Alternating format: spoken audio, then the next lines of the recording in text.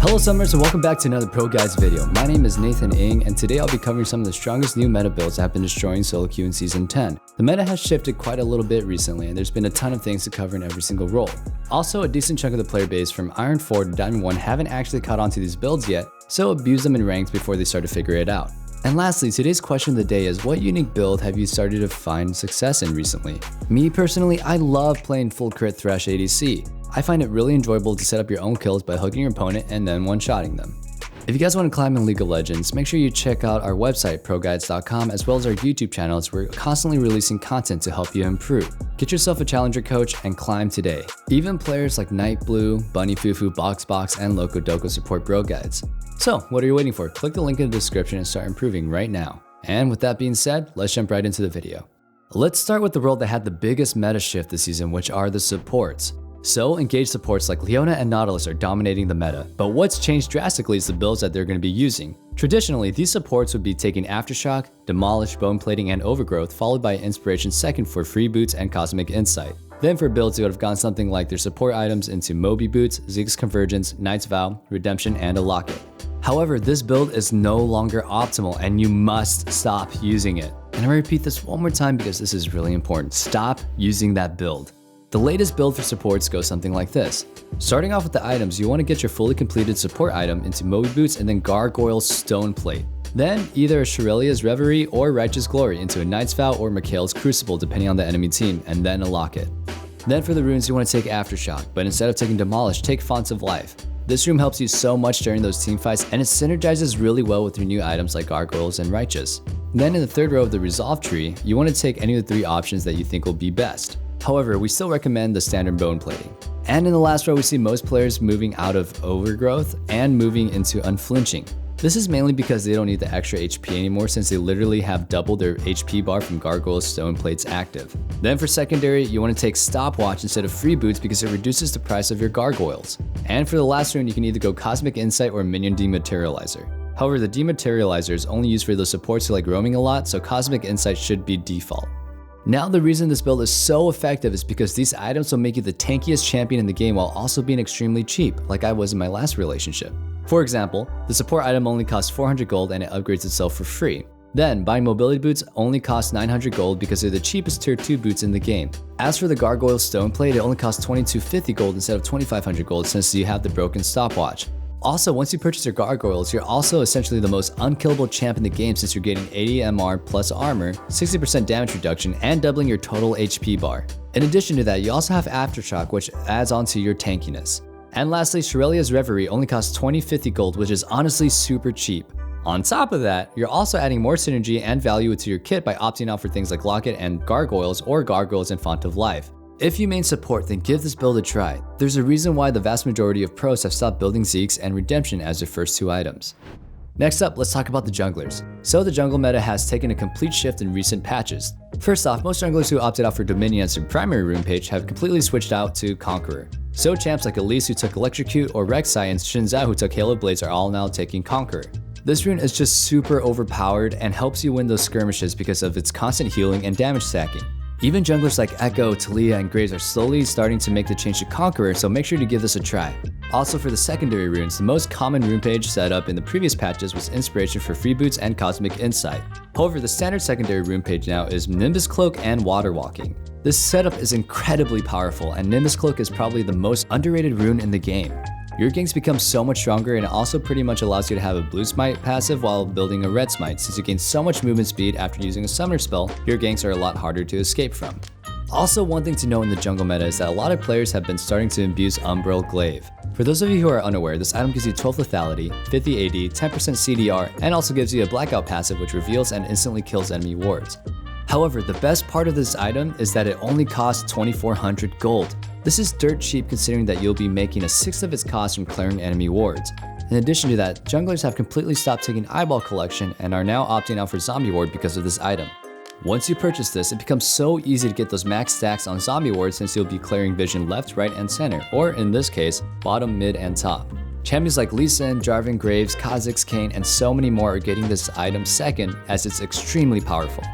And lastly for junglers, let's talk about pathing. Ever since the preseason EXP changes, most junglers have been completely ignoring their Krug camp because of how slow and inefficient it is to clear it. However, for patch 10.3, the Krug camp has been buffed and now it's worth taking again. But one thing to note is that you can't just leave 3 of the smaller Krugs like you used to in Season 9. The gold and XP have been redistributed more evenly amongst the large, medium, and small Krugs, so you have to full clear this to get the maximum value. The point is that you can once again be more versatile with your path and start with either red to Krugs or blue to Grom. Oh, yeah and yes. This is an indirect nerf to Ivern since he doesn't get to clear the medium or small Krugs since he kinda just bops the big Krugs in one big shot.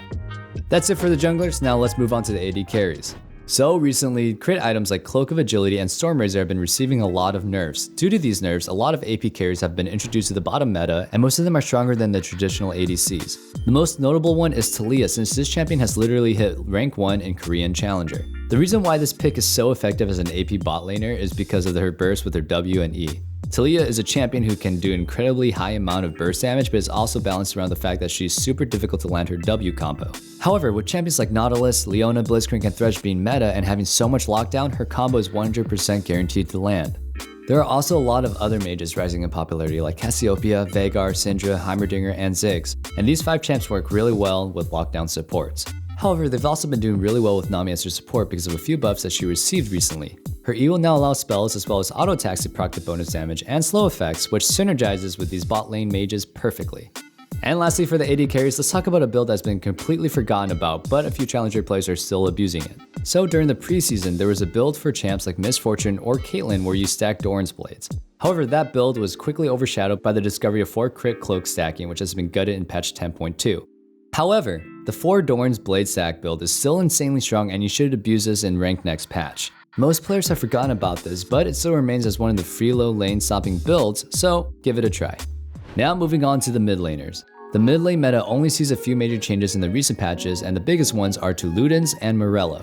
So starting off with Ludens, this item has been the staple first item purchase for pretty much any AP mid laner. Whether you're an assassin like LeBlanc or Ahri, or a Pokemage like Xerath or Ziggs, this item was considered a must buy. However, in recent times, a lot of challenger players and pro players have stopped purchasing this item. Instead, they are now opting out for Hextech GLP for champs like LeBlanc, Ahri, Ori, Xerath, or any AP mage. The reasoning behind this is because GLP is so much cheaper while offering close to the same stats and having arguably better passive. You pretty much only get 10 extra AP from Ludens Echo, but you're paying 400 more gold, which is not worth it. An amplifying tome is 435 gold and it gives you 20 AP. So stop building Ludens and give GLP a try. The pros have made the switch and so should you. Next up, let's talk about Morello. This item is terrible.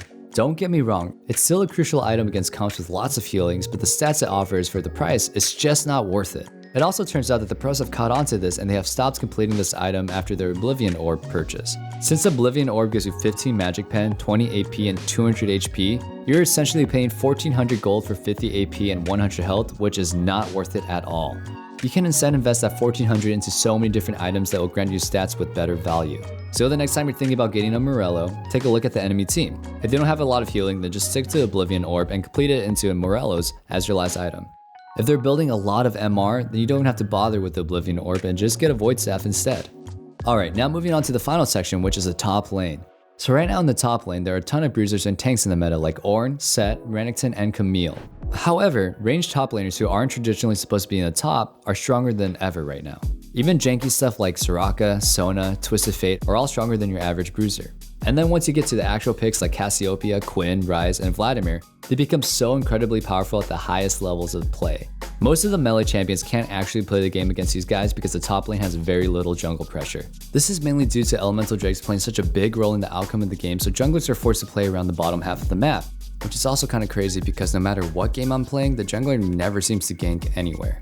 This ultimately means that the top lane bullies are left alone to constantly play aggressive and zone away their opponents from any CS or fun. I know this sucks for the top lane mains, but it is what it is. Top lane will likely be one of the lowest impact roles in the game for the coming season, and we'll just have to deal with it. And that's going to be it for our video on the best meta builds this season. If you enjoyed watching this video, then please hit that like, comment, and subscribe button and be notified in our next video. Also, make sure you check out ProGuides.com if you want to see a huge improvement to your rank. Our coaches there can seriously help you improve your game. Again, my name is Nathan Ing and my Instagram is @Nathan_ing. If you want to play some games with me, add me on League of Legends @N8DGR8. That's going to be it for now, and thank you so much for watching. I'll see you on the Rift and in the comment section down below.